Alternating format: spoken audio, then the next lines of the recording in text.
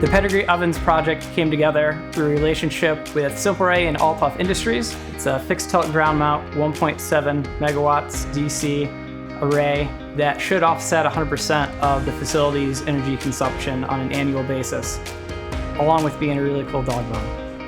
So we're kind of a one-stop shop in the pet industry in consumables. We're very diverse in how we make products and how we package products. People are looking for sustainable products. We thought that the solar array would give us renewable energy and sustainable energy to produce those products for our customers. Althoff Industries is an MEP. We specialize in mechanical, electrical, and plumbing projects. We also do building automation. What appears to be a very simple dog bone and paw print was actually the work of a lot of people. The fact that it made it through to actually being built was very incredible. Pedigree Ovens has been a long-time contributor to their community, and this solar array only helps support that commitment.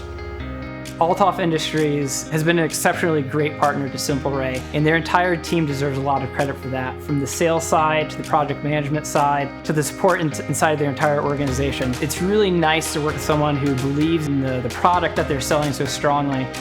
I think Simple Ray and Althoff have done a great job, and hopefully we'll have a lot of good years with this system and produce a lot of energy.